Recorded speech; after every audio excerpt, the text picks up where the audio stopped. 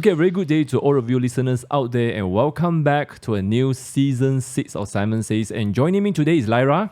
Hi. And we want to discuss all things related to freedom, self-determination, the right to pursue happiness. Now, remember the last season we finished off with revelation from the released Twitter files, right?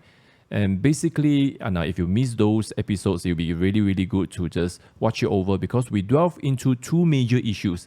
The first one is really the relentless government censorship and really in the shaping of a particular point of view.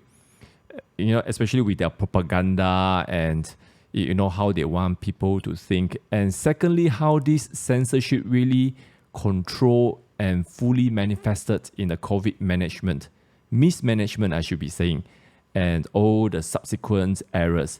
And we have talked many times already how the big tech came in, they need to censor because they need to cover up mistakes after mistakes.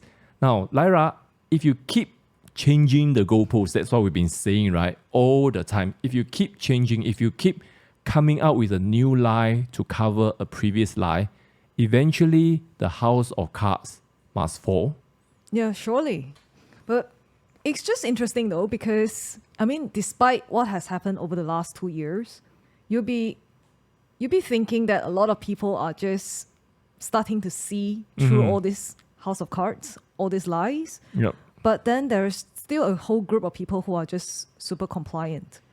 Yeah, well, and I think, and later we're going to talk about that because we do have low information audience out there. Now, when I say low information, I don't mean by less smart, less educated, less informed, but they are just people who are not interested in the news cycle like you and me. You know, every day we are into the news cycle and just coming out with new analysis and things like that. So I guess a lot of people are still like, maybe I'm going to see what the TV is saying, I'm going to read the mainstream media. So, do you think there are still a lot of these people, especially here in Malaysia?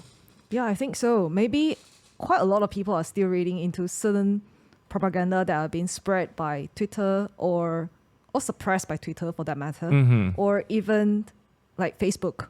Whatever that is being forwarded, you don't verify it. So I guess people don't really have that sort of habit to fact check certain things. And here in Malaysia, people do have the habit of forwarding. Forwarded many times. Forwarded and, you know, I don't respond at all. And I think after a while, people stop forwarding because some of the news are just complete trash. And even in the last election cycle, we have rumors of this and that.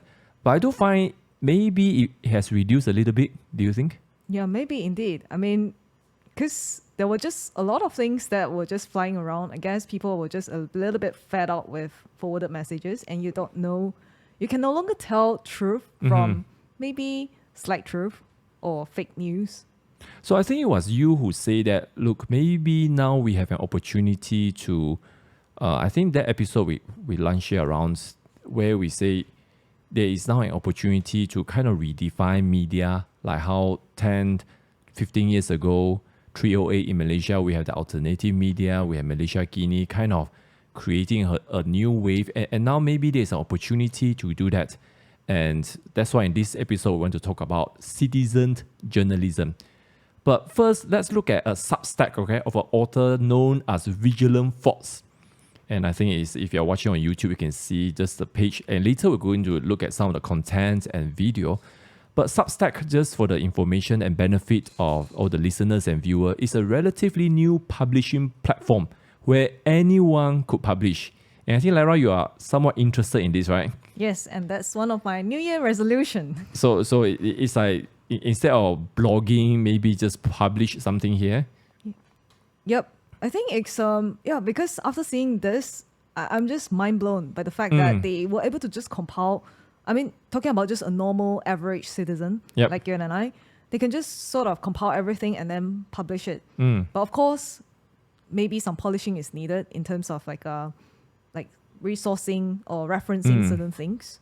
Yeah, so on Substack, you can publish free articles. You can also set up a paywall where people will have to pay or they call it contribution to read some of the article that you have put in a lot more efforts, maybe a 5,000 word essay that you have put in 10, 20, 30 hours of research.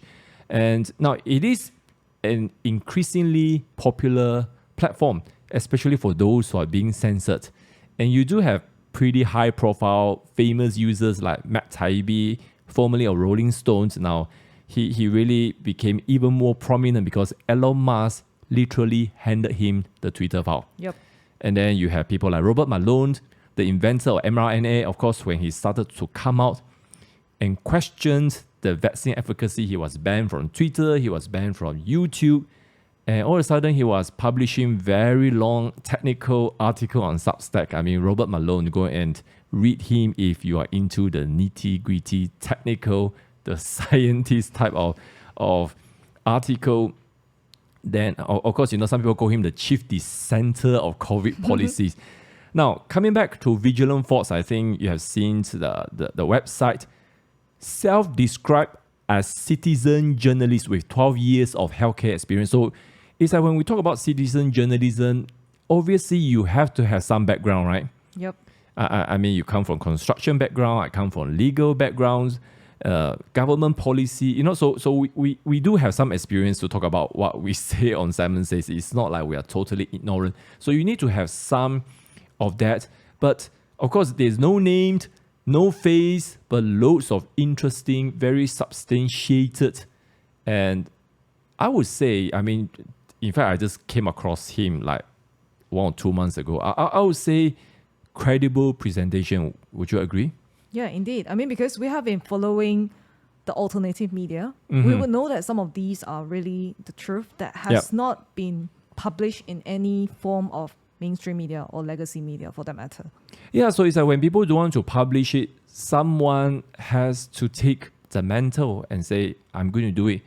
And on his page, and I think he also mentioned it in his various social media handler, he further stated, after being deeply disturbed by COVID measures, mandates, and medical discrimination, he has dedicated his free time, so this is not even his full-time thing, okay, an effort to making short, informative clips. And very often his clips are just 2 or 3 minutes, but we're going to show a slightly longer one in part 2 of today's show. Yep. And featuring top doctors, scientists, thought leaders from around the world. Now, those of you who remember the episode we did, the round table with Fauci, he was one of the few people who did a live stream and really gave a very comprehensive reporting because he has been in the know-how, okay? Now, another very interesting tagline that he put in his Substack and social media is this, and this is going to be the anchor thought for today's show. There is no tyranny without compliance.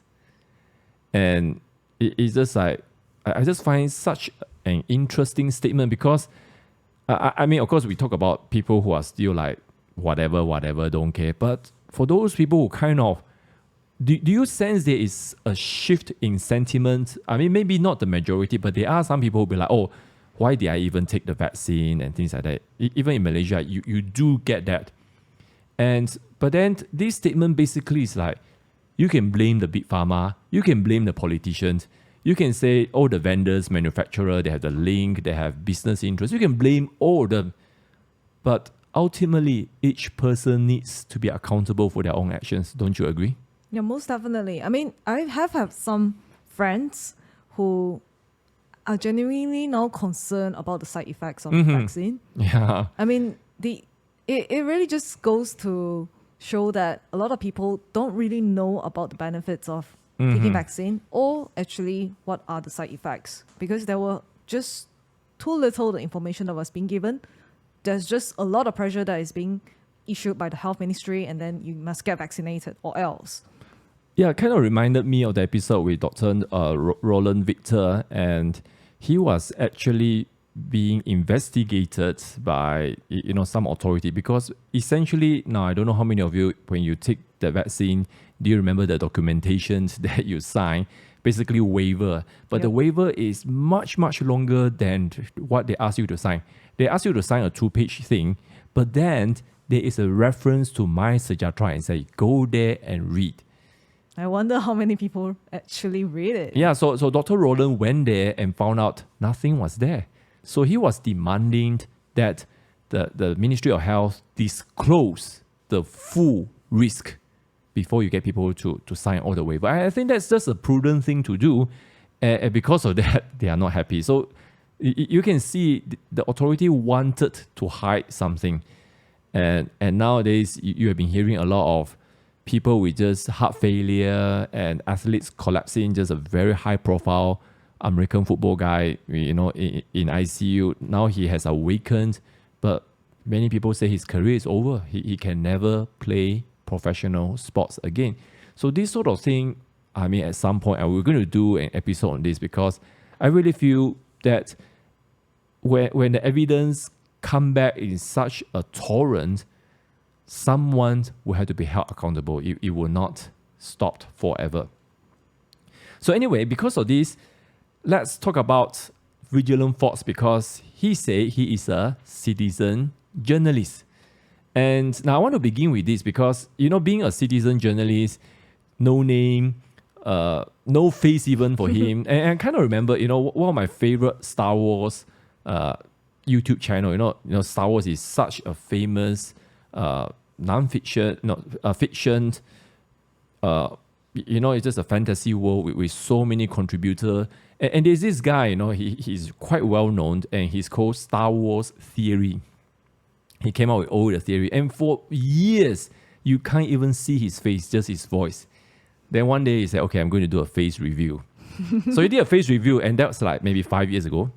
So up to today, nobody knew his name. So people still call him Theory. What are you saying? They call him Theory. So it's like, now what I'm trying to say is that you do have a lot of YouTuber influencer in this category, so it is legitimate. But Forbes magazine on 26th of November 2022 wrote an article called Claims That RSV, talking about respiratory syndrome, due to COVID-19 vaccines take clinical trial data out of context. Basically, they were attacking Vigilant Thoughts. Yep. And now he replied and he refuted line by line. If you're interested, go to his Substack and you can see who has the brain and who doesn't have. But predictably, no official reply, no discussion, no discourse. Because the whole thing with COVID is this, that you get one side who say, this is science, this is the law, my way or the highway. And I think Forbes just have that kind of mindset. We are the media, we are the truth. Yep. And we have monopoly over science. They won't say that, but the way they behave. And it's interesting because I think the general rule, and it may sound a bit sarcastic, if the mainstream media goes against you, then you are probably on the right track. Yep. So that's what we were telling Dr. Roland, right? The authority was going after you. That means you are on the right track. You sort of hit the nerve, and because you are causing a challenge or dissent to the official, to the establishment narrative. Yeah, that just sort of remind me of the very initial protests that we see in France. Mm-hmm. Very, very early on, and the moment they show that sort of protest against vaccine mandate, and then you begin to see that President Macron, he was just being so, he just literally just said that we're going to make your life so miserable that you are going to regret not taking vaccine at all. So I guess that really just goes to show that you are on the right track. Mm-hmm. Yeah, I remember the mandate against eating in a restaurant. So they just said, okay, we just have picnic outside the restaurant. Remember those early days?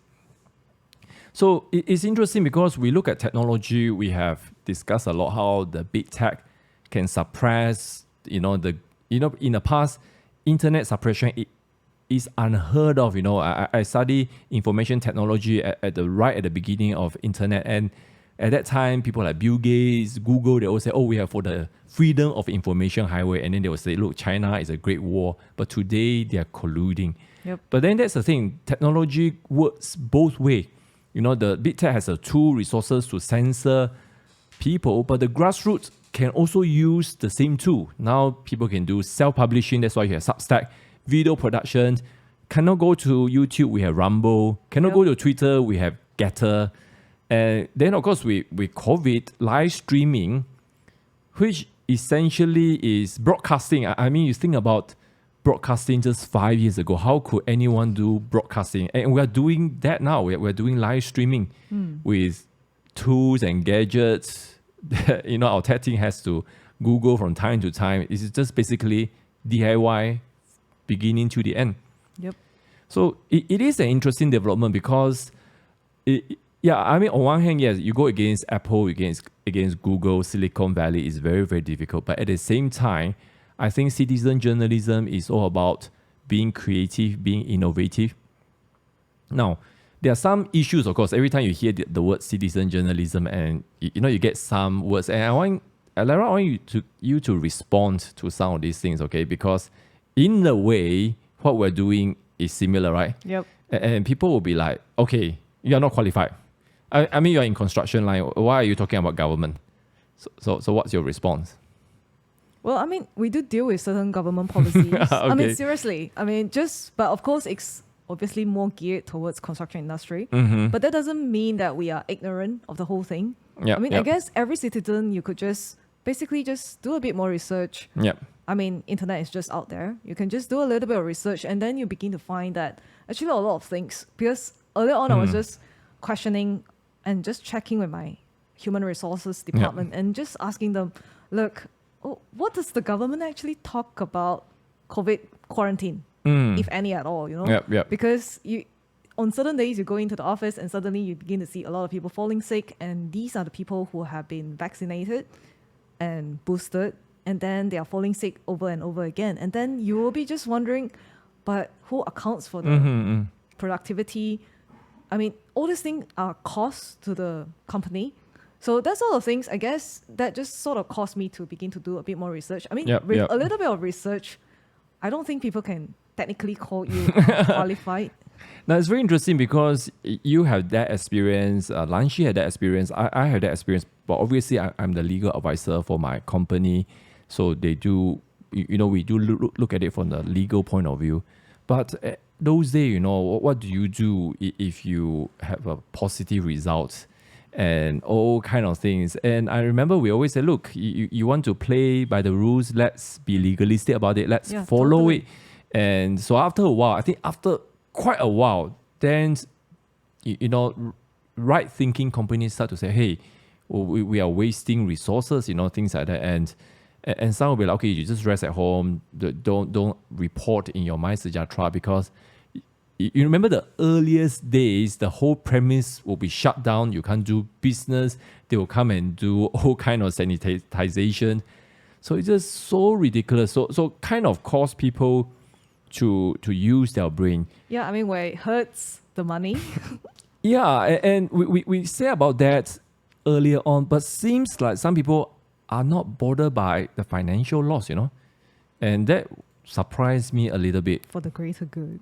Yeah, I know. That's why it seems like the self-righteousness is stronger than the desire to have profit for some people, not all. I guess that's where we begin to see that there's a lot of mind viruses that are going on. Yeah, I think it's more prevalent maybe with the professional, maybe with the wage earner, maybe with the health community, I would say. Yeah. But the businessman, the SME, SMI, I can really see a shift already because I just concluded a deal. And now, of course, what's happening is China is opening up. China is, one report even say they are trying to do herd immunity. It's like, okay, you're 2 years back. But anyway, people are anticipating influx of Chinese tourists. So a few businessmen will be like, well, this is just a price we have to pay if we want to continue economic recovery. Very, very different mindset from 2 years ago. Let's sacrifice. Because I think some people did see that sacrifice did not pay off. Yep. And now, of course, coming back to this same question, you are not qualified. The reality is, with the Twitter file exposure, many qualified people were censored, such as the group that made the Great Barrington Declaration. They are the experts in this area. So that's why one of the ways they try to stop you is they try to stonewall you. And I remember journalist, reporter was asking Fauci about the Great Barrington Declaration, and he was like, I don't have time for that kind of thing. And Justin Trudeau, when people ask him, do you know about Robert Malone, the inventor of mRNA? Nope. No, it's like hear no evil, see no evil. You know, that kind of mantra, the arrogance. Actually, I think about it, it's a mixture of arrogance and maybe stupidity. Yeah. They think they can fool everyone, but I tell you, eventually they'll be fully exposed. So what about, the next one, this one. You are not vetted. Nobody has checked on you. Like you know. checking. Yeah. So the establishment lingo, fact check. So I mean the mainstream media has been doing fact check and it's just a joke, okay? But what do you think about fact check? I mean, before you mentioned this, one of the things about Twitter before Elon Musk, basically Twitter is what is known as echo chamber. That means you say whatever you think and then you get all the supporters and say, oh, Lyra, you're most correct, you're the most educated and things like that. So that's echo chamber. You just want to hear your own voice. And then because of that, you become unable to consider alternative point of view. I think we see a lot of this during the pandemic. Yeah, totally. I mean, talking about echo chamber, you just see that with a lot of mainstream media. You begin to if you just switch on to another channel like Fox, CNN, or any other channel like BBC, then you begin to hear, how come this reporter is saying this? And then the next reporter is also saying the same thing, like same jargon, same terminology, same phrase even.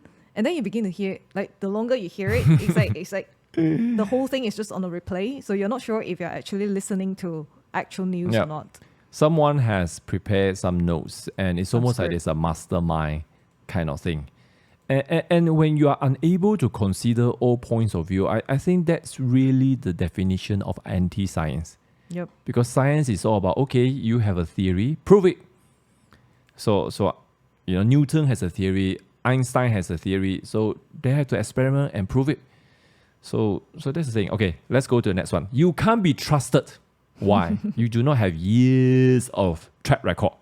Well, I mean, talking about the first point where you just basically see a lot of professionals that are being censored. So what about those, Like, what about those people who are very, very qualified and yet being just basically all this are being censored? Yeah. But you also have a same group of people who are very qualified, but then they are just all about suppression. If you are not for me, then you are against me.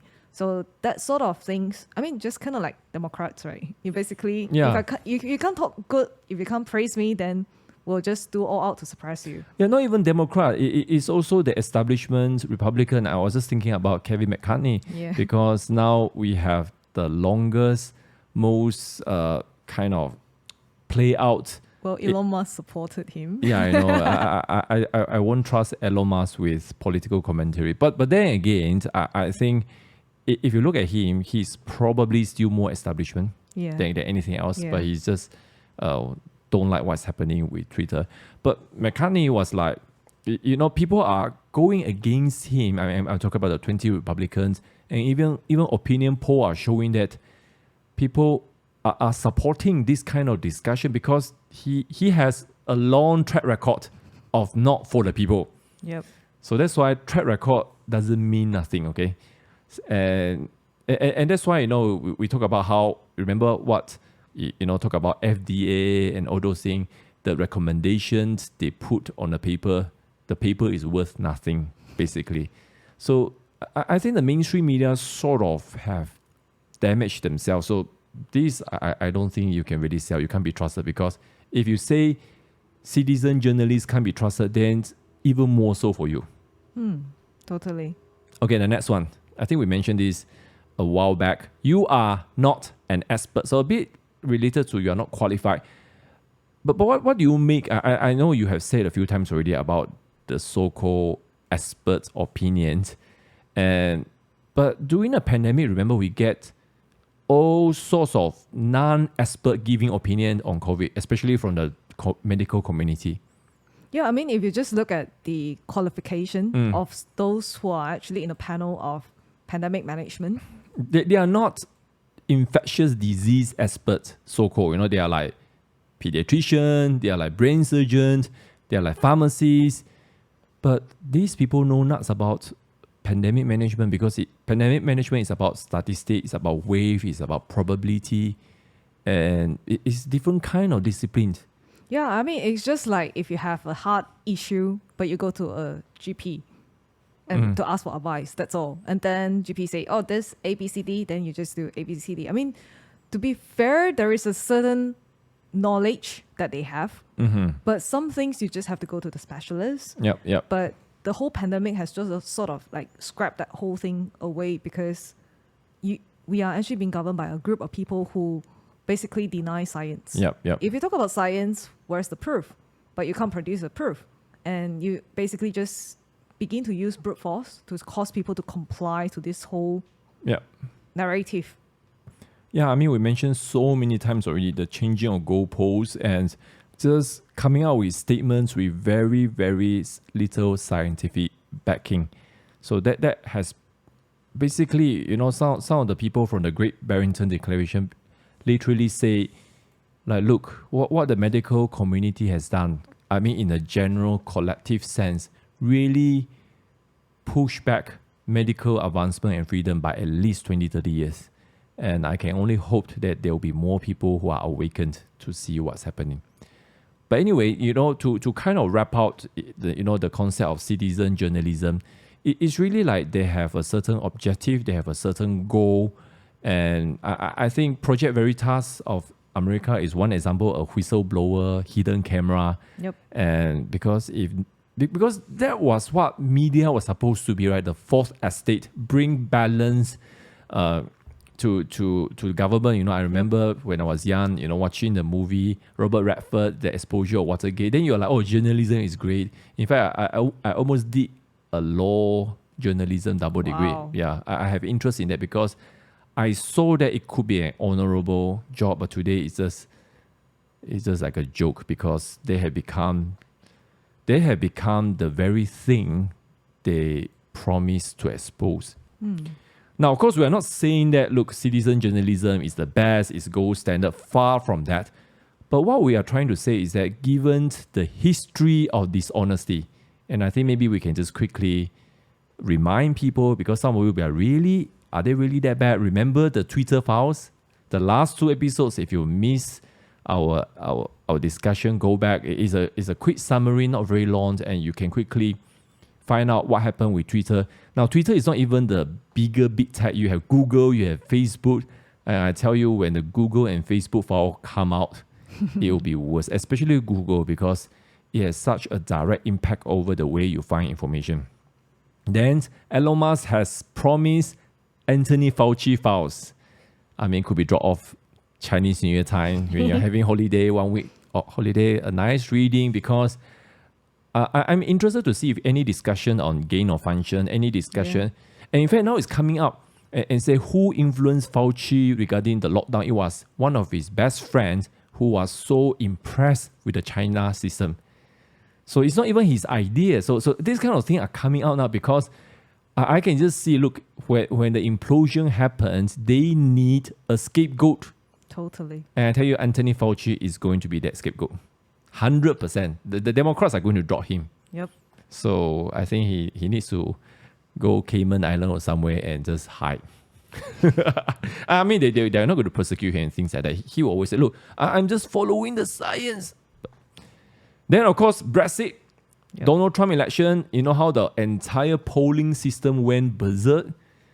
Again and again, they say Donald Trump had less than 3%, 4%, and then when he became president, then I think some wrote thousands of words article trying to justify why their data modeling was not flawed. Sounds a bit desperate, right? Yep.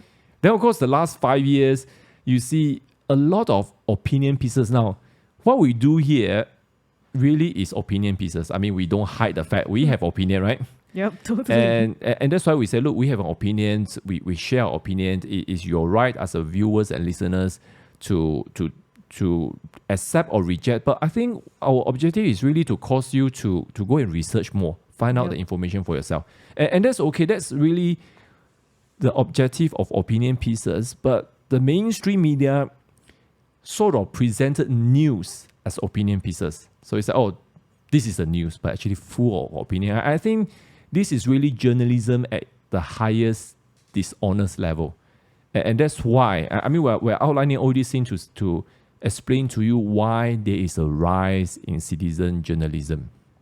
Then what else? Then woke. WOKE. I mean, woke is an opinion. I'm going to give it that. It is an opinion. You can have it. You can agree with it. You can disagree with it. But don't make it as if it is a center of truth. It is not. So I think because the woke has been pushed to the forefront, those people who disagree are censored. So they'll be like, okay, let's be... No, I find it funny because recently, I wasn't sure. I think it was you who actually forwarded the tweet. It was actually Greta Thunberg who basically sold enough ideas of people buying, like, come on, let's buy electric cars. That basically got Elon Musk to where he is, powerful and rich enough to just buy over Twitter. That's probably like her best contribution. Yeah, so because of that now, of course, I think the jury is still out there with Musk.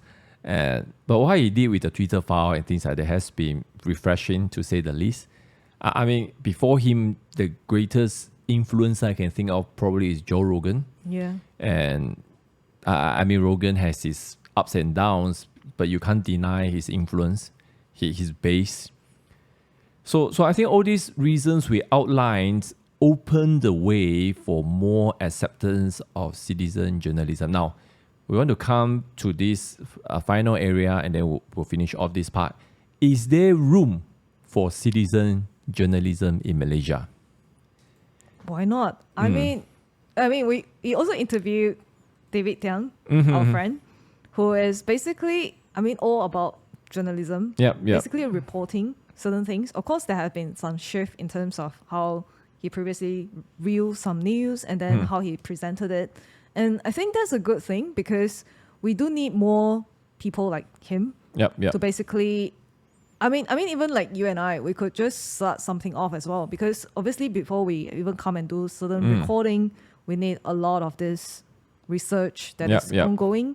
So with this, I guess sometimes we just need people to just sort of like present it for people to just be interested at all, to begin to do research and then begin to, who knows, maybe there are going to be more vigilant foxes in Malaysia, you know? Yeah. And I think it's really... You know, when you, yes, we don't have the traditional media backgrounds, you know, we don't have years of, you know, this writing, that writing, this award, that award. But at the same time, look, I think if we are honest with what we do, I mean, we are very, very honest about our motivation. You know, we say, look, the baseline is we want to encourage people to pursue happiness, to have the right to do that. And we're very upfront, we're against socialism. We're against big government, Marxism. You know, we kind of put our cards out quite clearly. We're into the populist movement because we believe that, look, change of course can come from top down, but ultimately it kind of go back to what vigilant folks say, right? There is no tyranny without compliance. So it's like there is so much, and it just kind of bring me back to the series of episode we did on Sarawak, right? And people just kind of moaning and complaining about MA63. But I say, look, every single time the voters sent back the same government, they had to be responsible, full stop. And Thomas Jefferson famously say, the people deserve the government they get because you voted them in. So I just kind of think back about all these things and how people need to be responsible. But in order to do that, you need to be informed. You need to not comply, you know, to the wrong things. And I think perhaps that's where citizen journalism can come in because they are not beholden to establishment. Yeah, I mean, it just sort of reminds me of like John Graves, like just an average American, but then he's really just into about all this research and then he begin to just have like voter information. How do you begin to vote for the governor that you preferred? Like those sort of information, I think there are rooms for us to begin to explore as we begin to see a separation of like the voting patterns. I mean, because the last G15, people just basically vote for, I would say there has been a little bit of shift from like rather than just for the greater good, like for the party, you begin to see certain candidates that are more popular. And then that's because of what they did. I mean, for good, for worse. So that sort of things, I think, I guess that's where Carrie Lake gained so much popularity and gained so much support from the grassroots. So I think we could begin to see that sort of, I could really begin to envision that there is that sort of rise of just basically more involvement from the people. Yeah, and this is actually nothing new from a historical point of view, because I just think about the Roman Catholic Church prior to Martin Luther, right? 15th century, and the whole information was so controlled, the narrative was controlled. Remember at that time, you can't even read the Bible unless you are a clergy. Yeah. And Martin Luther, of course, was one. And then he just, you know the whole story, right? And he came out to challenge some of the rules. And then the next thing was a revolution, a wildfire exploded. Now, undoubtedly, he received a lot of help from the German princes and kings and things like that. But one of the things I want to allude is really, and that's where we get a comparison with citizen journalism, is the invention of printing press, Gutenberg, right? Yeah. And because in the past, it's like, how do you spread a news? You write something, you put on the bulletin board. That's why you get the term bulletin board in the town hall. But then if people know that you are a revolutionist or things like that, they won't even allow you to be there. Yep. But with printing press, people don't need to come. The information goes out. And I think that is really, that represented citizen journalism of that era. And we have seen how the religious political revolutions, the results and impact still resonate today. And that's interesting. But one more thing I want to talk about, and then we're going to end already, is we also do have issue with low information voters, which we talk about. Now, I just want to remind you, every time you hear the word low information voter, we're not talking about low energy. We're not talking about low intellect. No, these people very often are very smart, highly intellectual, but they are simply not engrossed in a news cycle. Like you and me, we're very engrossed. But I know some people will be like, whatever, and they are extremely smart. However, because they are not into the news cycle, they become more susceptible to misinformation, would you say? Yep. And now I want to end with this, because recently a very famous newswoman, Barbara Walters, just passed away. I think 93 years old. And by the way, she founded the show, The View. Yeah. So I was just talking to Lanshi, do you know about The View? Then she's like, what's The View? And there's a Whoopi Goldberg. And by the way, the View, and in America, they call that daytime TV talker. So it's a daytime when you have, I guess maybe the biggest audience are the housewife, because they are not working. Yeah. Just at the kitchen, cutting the vegetable. I don't know, do whatever you want and watch it. Yeah. So New York Times calls it the most important political TV show. I think they have a daily viewer of about 2 million. Yet, just a few days ago, 4th of January 2023, New York Post, now New York Post not to be confused with New York Times. New York Post was censored by Twitter. Yep. Pseudo-conservative. But anyway, here's the headline. The View is the biggest source of misinformation in America. Now, we're going to be very clear here. This is an opinion piece. It's not a news. So it's an opinion, but whenever you give opinion, you have to try to persuade people. Yep. So it's like we say we don't like socialism and things like we try to give example why it's bad. Okay, so this writer, some of the evidence now the moderator of The View is Whoopi Goldberg. Okay, you know she's quite famous actress and things like that. So she made many wrong and bad statements, including one on Holocaust, which she said it's not about race, it's not about the Jews, and there was so many complaints. Then she was forced to be on leave. I think she was forced to step down, and at one point, rumored that she'll be removed from the show forever. But eventually, she came back. Then another example, they say in 2022 alone, the show received 36 letters of demand. Factual errors, defamation, 36. It's like one every 10 days. It's like what kind of organization? You know, even if you're the biggest corporate crew, you don't receive so many letters of demand a year. And the show has to issue countless apologies and, you know, even clarification. Just some example, you know, January 6th incident, they say Ivanka Trump was there, and they say they made many allegations against conservative like Supreme Court Justice Clarence Thomas. Just some example, you know. Yep. So they were just telling lies at their convenience. So it's like those classic super arrogant media, you know, we will tell lie and then we will quickly retract. So when we study the law of defamation, we will say there's a category of people who operate based on poison antidote. I just say something really, really bad and then I'll say, oh, I'm just kidding. Or I'm say, oh, sorry, I apologize. You know, that kind of thing. So it's almost like a pattern for them, and that's why this article. Now, I never watched The View. Have you watched them before? No, not really. Not really, right? But I know they have been like just in the news. But I want to end with this because this is a great example of how educated people, smart people can somehow be influenced by this sort of outlier, you know. And I guess this is the reason why we need citizen journalism, because when the media, for lack of better word, I think they are pakating together. Not doing their job. Yeah, and they should be highlighting, they should be dissenting, because that's what media was all about. And they're just not doing their job, I think. So yeah, I believe, I mean, to conclude, I really can see that, you know, we used to have Malaysia Insider, Malaysia Kini, you know, these were considered the outlier. Yeah. But unfortunately, they have become fairly one-dimensional. I mean, I'm being very respectful here, you know, one-dimensional. I think they have a certain propaganda and things like that. But we are not really, you know, especially during pandemic, I am very disappointed our media has not been stronger to hold our leaders accountable. Yep. We said that many times already. Even when Dr. Roland was here, and we're like, who else is like you?